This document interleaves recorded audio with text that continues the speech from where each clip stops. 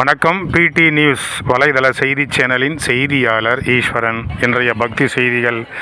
ராணிப்பேட்டை மாவட்டம் வாலாஜாபேட்டையில் பூக்காரர் தெருவில் எழுந்தருளியுள்ள ஸ்ரீ கங்கையம்மனுக்கு இன்று திருவிழா தொடங்கி நடைபெற்று வருகிறது.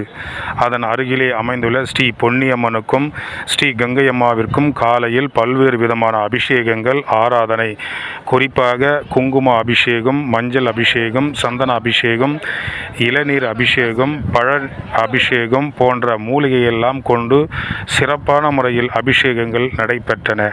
அதைத் தொடர்ந்து ஆராதனை, தீபாராதனை, அலங்காரம் நடந்து முடிந்து மகா தீபாராதனை, மகா அலங்காரத்தில் அம்மா திருவீதி உலா புறப்பட்டனர்.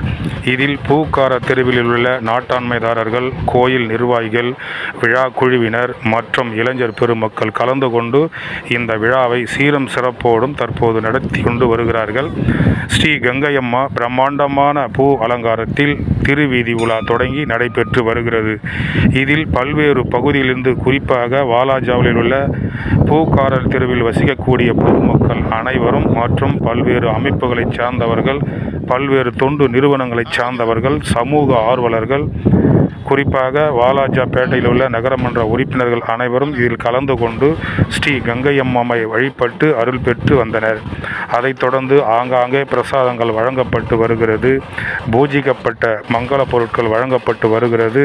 இந்த திருவீதி உலாவானது பூக்காரர் தெருவில் தொடங்கப்பட்டு முக்கிய வீதி வழியாக திருவீதி உலா நடந்து மீண்டும் ஸ்ரீ கங்கையம்மா ஆலயத்திற்கு சென்று பக்தர்களுக்கு அருளாசி வழங்கப்படும். அதனைத் தொடர்ந்து பக்தி பாடலோடு இன்னிசை நாடகங்களும் நடைபெறும் என்று கோயில் நிர்வாகிகள் தெரிவித்தார்கள்.